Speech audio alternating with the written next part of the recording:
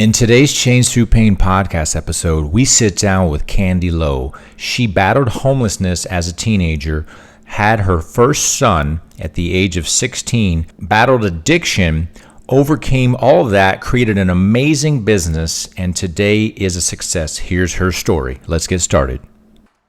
I am so excited to introduce the guest today on the Change Through Pain show, episode number 85, the one, the only Candy Queen B. Baker.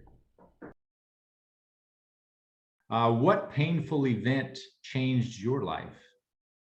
What painful event changed my life? Yeah. Was it one, or was it multiple, or was it a series, or what are we talking about? I mean, I think a series throughout my life, honestly, but it's like one of those things you got to get hit over the head a couple times to understand what's going on. Yes. You know? Yes.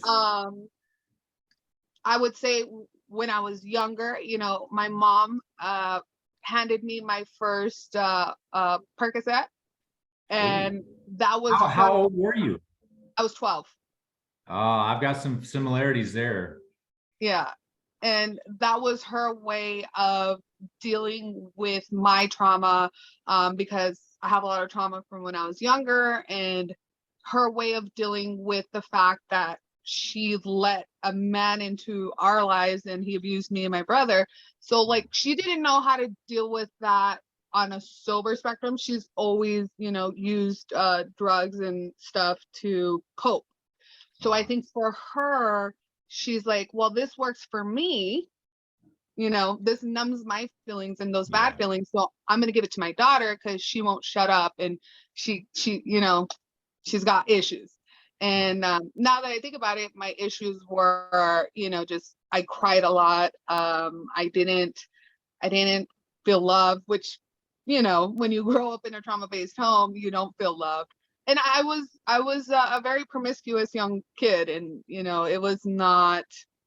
So for her to deal with that, because I wanted to go to therapy, I wanted to talk to people, like I wanted to figure out what the hell's going on with me.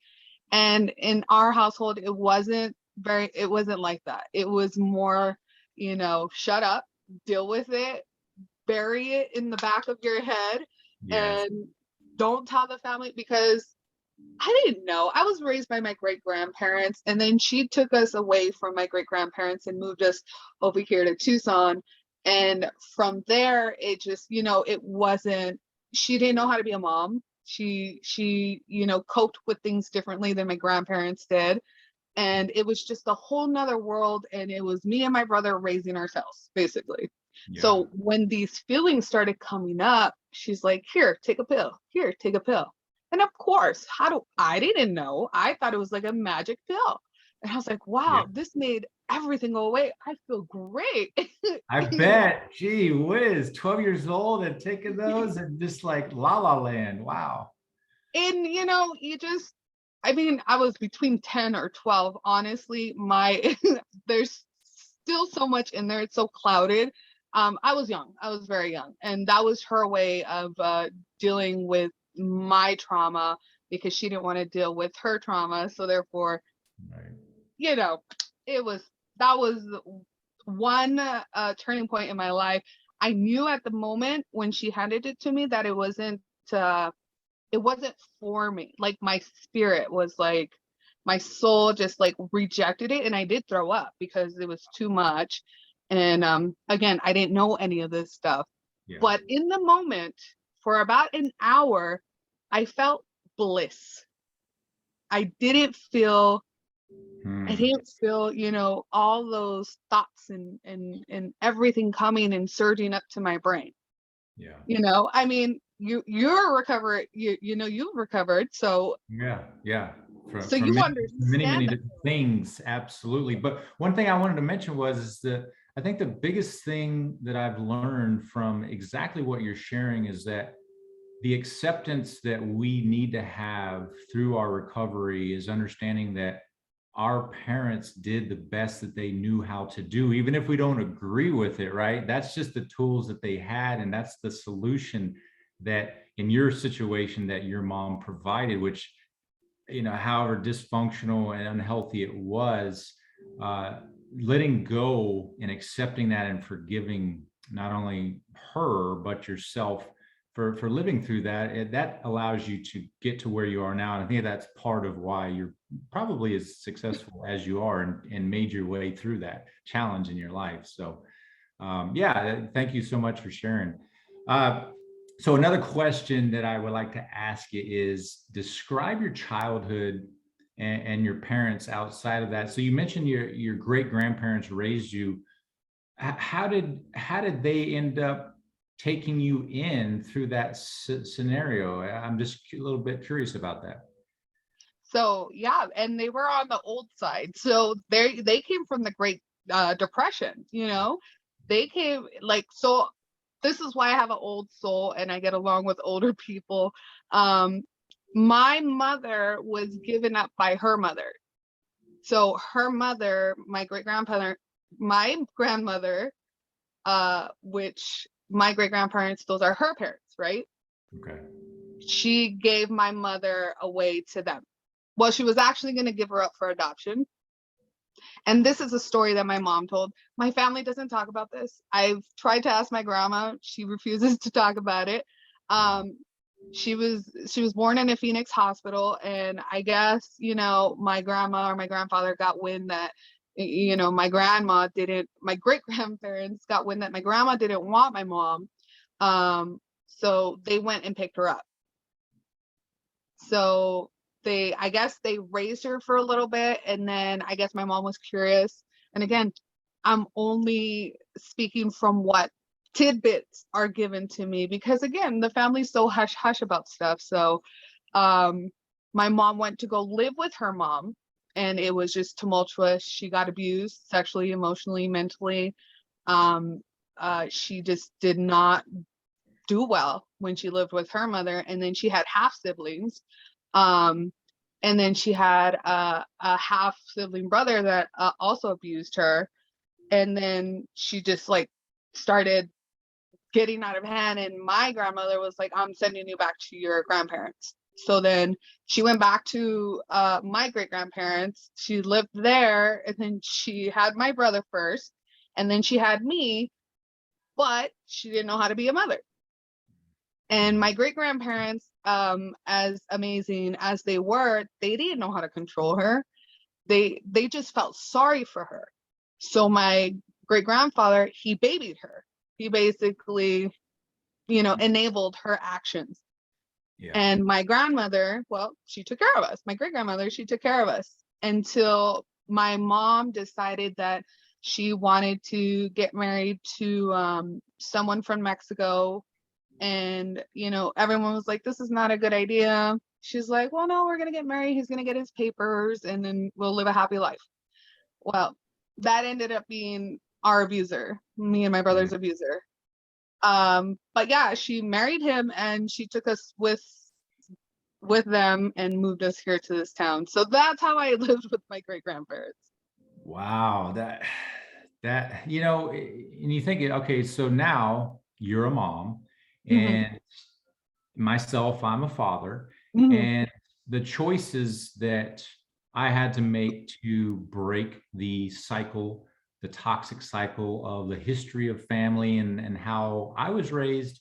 And then the same applies to you. And so what you described there, I'm curious, how, what was it that you applied to your own parenting skills? You said, you know what, this is where I draw the line and I'm going to change. What's one of the most significant things that you decided to change as a parent? So I got pregnant at 16. No, I got pregnant, yeah, early 16, and then I had my son at 16. Um, Wow. I honestly did not know how to be a mom. I didn't. I mean, I was a trauma-based child. All I wanted to do was party, be promiscuous. I didn't I didn't want to be a mother. I mean, when I found out I was pregnant, I thought my life was over. And, my mom thought it was the greatest day of our lives, um, because she knew she would get more food stamps and more benefits from the state. Oh, okay. Yeah. Yeah. To buy It's more waffles. So for me, it was a burden. Obviously, I'm 16. What the hell am I going to do? I didn't have a good relationship with his father. We ended up separating. He ended up just being non-existent. And it was just like, when I think back, and this is a really good question, Red, because I've thought about this like many times. Oh, Like, okay. what would I have done different at 16? And I can't even give you that answer, because what would a 16-year-old do? Go to school, go do sports, have fun with their friends, Have a boyfriend and go to the movies. you know? And even though I did that, I think I did that to an excess, because I was more upset, because I did, contemplate abortion. I did contemplate adoption. And my mom, she was a narcissist. So like, she had this grip hold on me where anything I did made me feel bad and guilty, and just like, no, that's wrong. No, you can't do that. So when it came to having the child, she was like, no, you're having the child. Like, you're gonna give birth. You're going to have him. And not that I love my son to death, but in that moment, like, you don't know what to do, right? So what I have learned from that, what I have done differently, is I let my children lead themselves to a point, because they're still children, and let them make their own mistakes, because my children are hard-headed just like me, and they will make some choices. And in the back of my head, I hear myself and I think to myself, that's not me, that's my mother being the narcissistic abuser.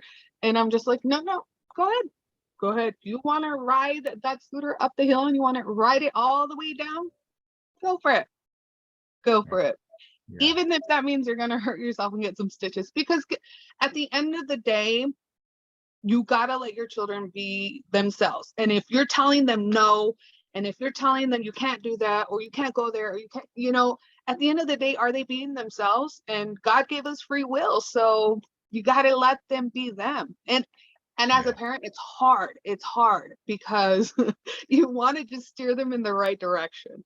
Yeah. So that's been the biggest takeaway, is letting my children be themselves, and not having to have my claws in everything they do. I like to have the claws and everything. I could just picture that. I mean, again, as a father, I think about my oldest son. He's 19 now, and he's a freshman in college. And yeah, broken marriage.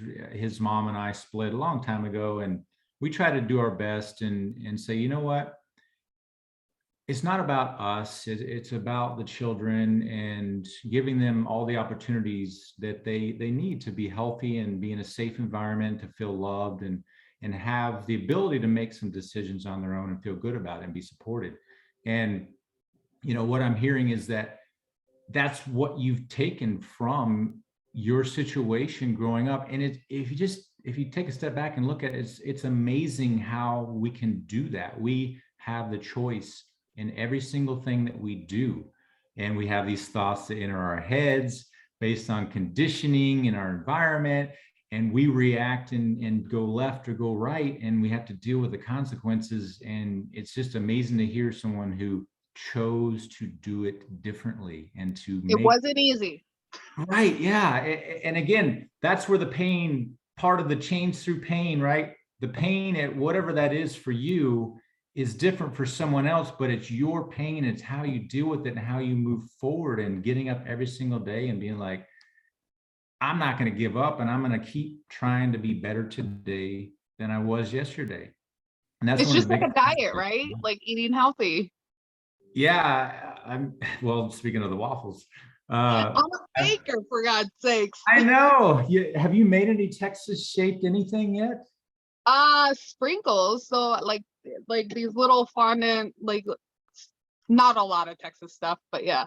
Well, since I'm from Texas and everything, maybe you could make a special Texas something.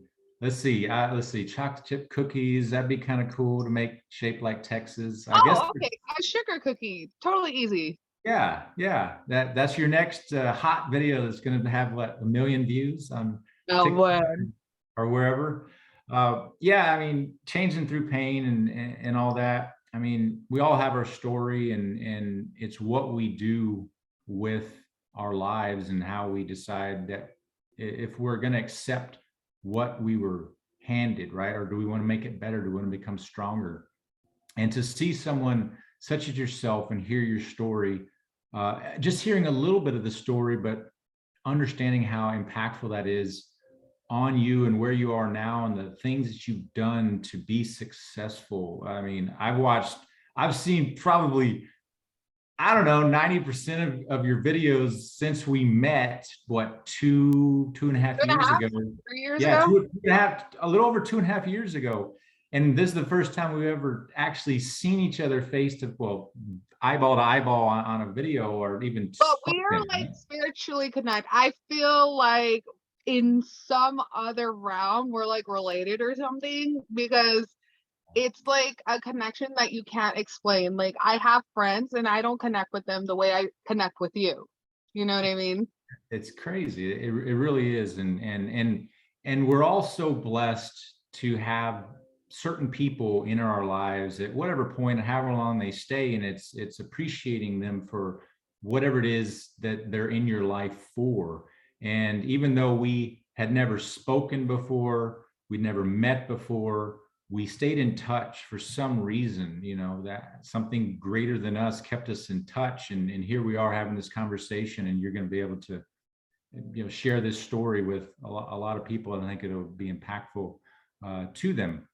So I'm grateful for that, and for your time, and I'm so happy for your successes and where you're at. And I don't really bake. I just go and buy the little generic roll of cookies. It's already like pre-cut, and then I put them on the thing, and then I put the oven on, and 13 and I a mean, half minutes. technically you're baking the dough, so you're baking. Yeah, and it used to be to where it was luck if any of the dough made it into the oven after I cut it Ah, and packaged. You hear these stories about the salmonella or whatever from that does, eating I that. mean, that Is doesn't that is really. that real? Well, it is. I mean, it just really depends. There's doughs that, the biggest thing about cookie dough is that it gets lodged in your intestines because it's not cooked, so the body can't break it down like it would cooked food. You know Okay. what I mean? Like if you were to eat a donut, it takes forever to break down. Even though it's cooked, the inside is still doughy. Ah, hmm. So it's the dough that just sits there and Well, I did change my diet. It was 2 years in October. I've been plant-based, had a little bit of fish, had a little bit of venison. Met my dad, he's a hunter. And I have been so much healthier physically, mentally, spiritually, relationally. Now I have been doing all this other crazy work every single day to better myself. But I mean, I'm not joking. Within a week after I changed my diet, I was able to walk, run, ride so much further, so much faster, felt so much better, recovered faster just in 7 days. I'm not exaggerating. It is unbelievable. And now you think 2 years later, I mean, like, I'm 45, which I'm not an old man, but I'm running 6 miles a day, and I'm biking 50 or so miles a week on top of that. I believe And it. I feel great. It's I great. went plant-based last year, and I mean it was great. I mean the only reason why I went plant-based was because I found out I had Hashimoto thyroidism. So after like 15 years of misdiagnosis, I found out that I had Hashimoto and why I couldn't lose weight and why I struggled with my weight. And, I should be on a gluten-free diet, or if I'm going to eat any carbs, it needs to be at least once or twice a month. You know what I mean? Like it's a special gift. And I just went into this deep dive 2 years ago. Like, we've talked about this, and just it's hard because we're conditioned to eat sugar, this and that. And again, you can eat that. You just know that you're going to suffer the consequences later. Yeah. And for me, it's my thyroid and or my arthritis. So my whole hand will go numb if I eat too much bread or too much sugar. And that will, You're a baker, baking all this stuff, all these sugar coated welcome to my world. delights. Yeah, Wow, yeah. man, And that would I that would already know that. that would be like me working in a brewery. I love beer, but I know I should not drink it, and so just that would be tough. Wow, So wow. now it's just being more conscious, more vitamins, more this. Now I no longer have Hashimoto, woo, woo, because of my diet. I changed my Yes, diet. yes. My doctor said, what are you doing? Because they prescribed me medication. Pills. Ah, Yep. no more pills. We don't need them. For Well, they certain never things, worked. yes. For certain They things, yes. never they never worked for me. And you know because I'm a recovering addict, I just didn't want my children to see me like I already had this trauma in my head where I don't want people, because I'm self-conscious, I don't want people to see me popping pills, you know what I mean? So therefore I'm like, I can't do that unless it's like a vitamin, then I'll do that, you know what I mean?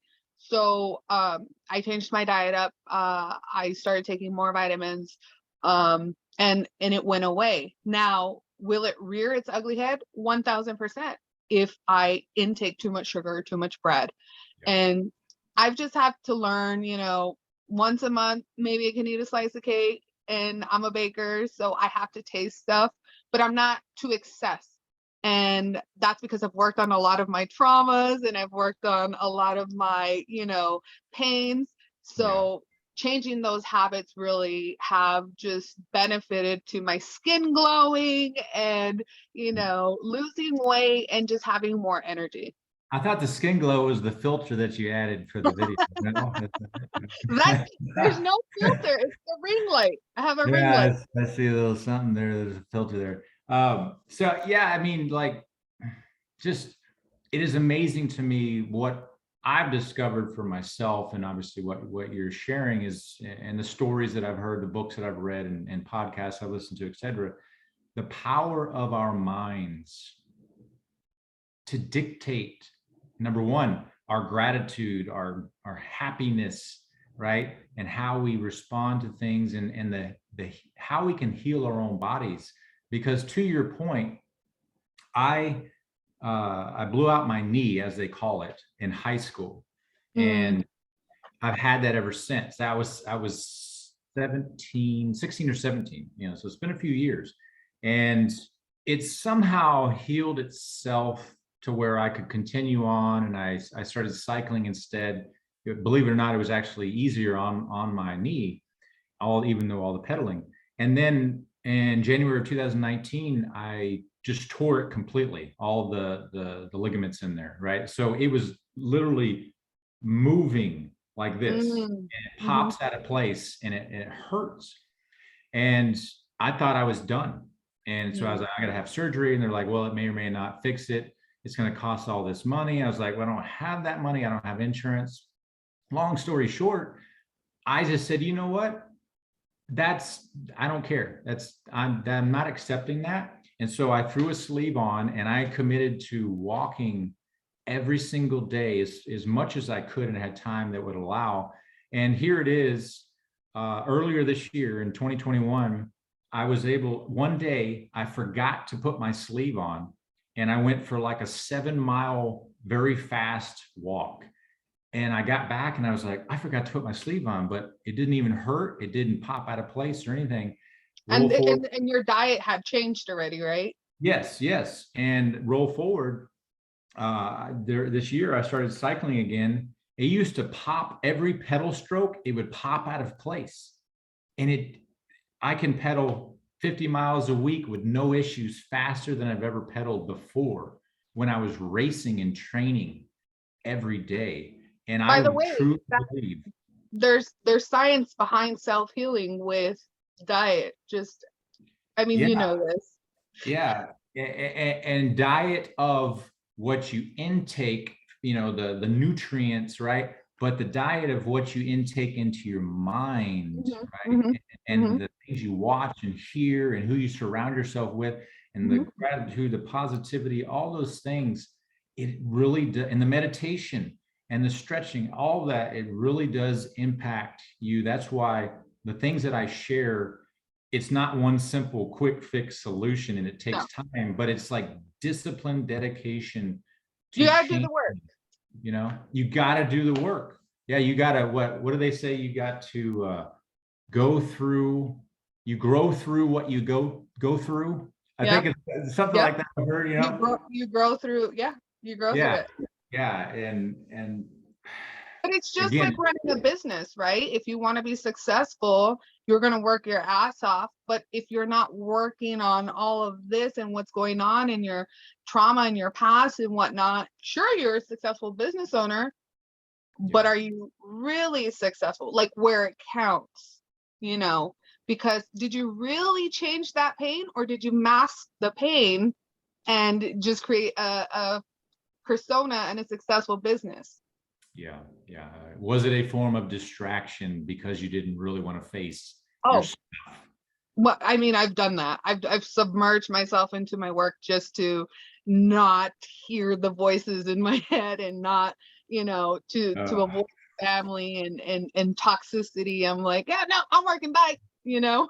yeah, the the So voices. I changed that routine and Yeah, cured my pain. Not cured. They're always gonna be there. yeah, It's just something that we're always gonna live with. I don't like to look at it as I cured my traumas and I cured my pains, because they're gonna live inside you and in your body forever. It's just how much are you gonna let them affect you? yeah, yeah.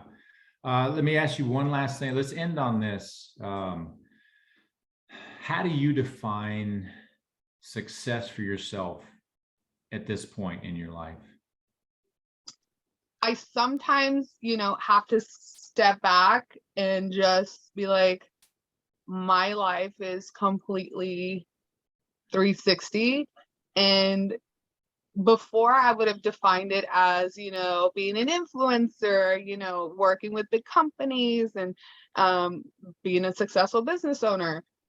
Now it's having mental stability, Hmm. Yeah, having a very supportive and great partner, husband, and just my kids overall having a better childhood than I did. That's success to me. wow, well, I mean, what else? What else is there? Right, end of the day, it's I mean, the business aspect and having all that is just the cherry on the top. But I don't think there's longevity in having a successful business if you cannot change your pain into the fuel that you need it for. And I've interviewed, I've talked to, and I've seen firsthand a lot of millionaires that are not happy because they've never worked on that pain. They never took the step to make those changes that they needed. And that was one aha moment for me. And I was just like, ooh, they're successful, but they like hate this the way they look, or they hate the way their families, are, and they hate this and this and that. And I was like, ooh, I don't want to be like that. I don't. Mm-mm.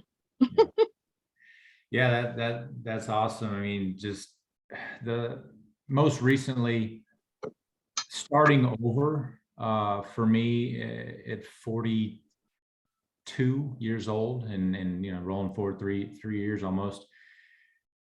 I just was like, what is going on? Well, when am I going to catch a break? When am I going to grow up? Right. I'm supposed to have all these things and that defines success, the house, the wife, the kid. Well, I have the kids, but think You have the house, you have the so kids, you have blessed, everything. right?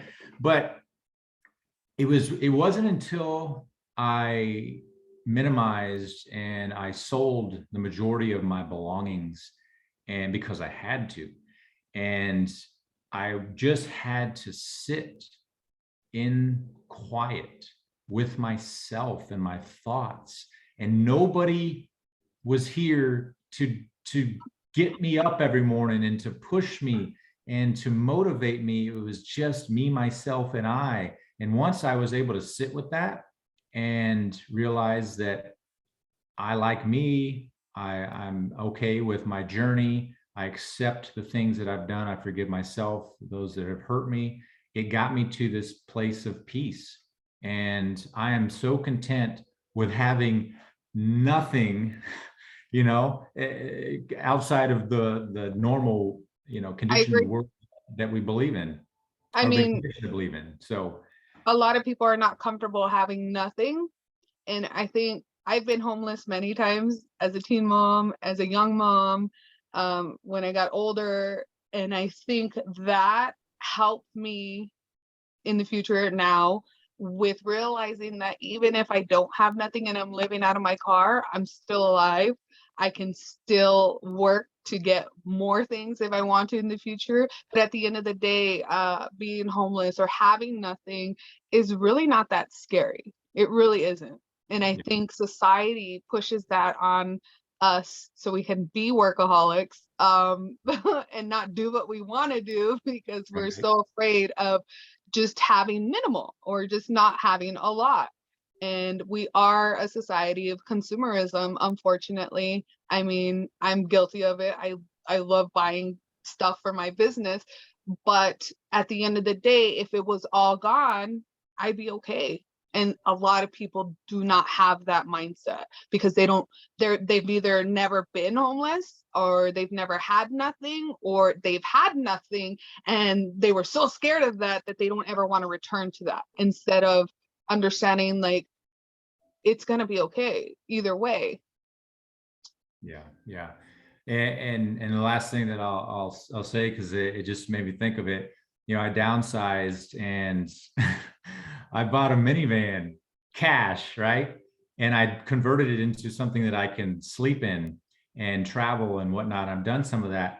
And I think of the Chris Farley skit on Saturday Night Live, right back in the 90s, and it's like, you'll have plenty of time to live in a van down by the river when you're living in a van down by the river. And that's basically where I am in my life. And I'm so content and happy. And it's just hilarious that that's one of my favorite skits. And now I'm actually living it, but I'm not actually living in the van. But it's But crazy. you have the van in I case. have the van. I'm ready. If the stuff hits the fan, I can just go get in the van.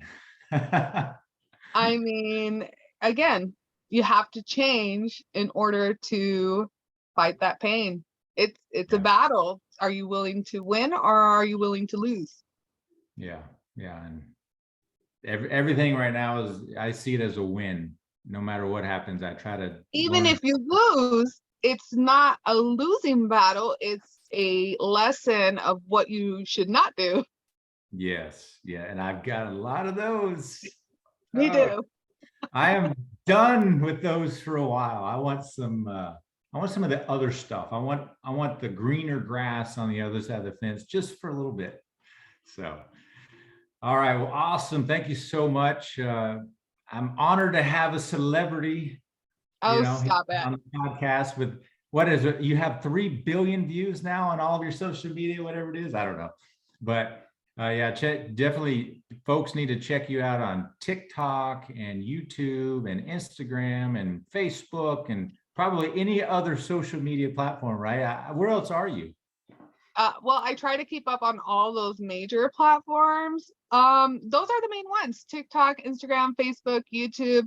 YouTube, I don't post a lot anymore, only because me and YouTube are going at it. TikTok is my main platform where people could see more of me and like my daily lives as a baker and running a business. Instagram is more like tutorial and funny videos of being a baker, and Facebook is more pictures of the finished product and stuff I do. Okay. And your handle's the same everywhere? Mhm. And tell us what that is. Candy Queen Bee Baker. All right. Well, And it's you not an walk egotistical thing. It came now. out of something else. Okay. Well, You'll be delighted to see all the amazing things that Candy creates. I'm every day I see those videos and I'm blown away and I get really hungry every single time. I just want to throw a big party or something with everything. Yeah, so you can have all these treats. I know you're just so super creative. It's just amazing how your mind creates these amazing things. Because I changed my pain. Mm. Awesome. Well, thank you so much. Appreciate it. You have a lovely day. Enjoy the rest of your week. And I know we'll be in touch soon. And again, thank you so much for being on the podcast. And I know others will get great information from it and learn For and sure. grow and just do better in their lives and learn from our stories. So thank you so much. All right. Bye, Brad. All right. Have a great day.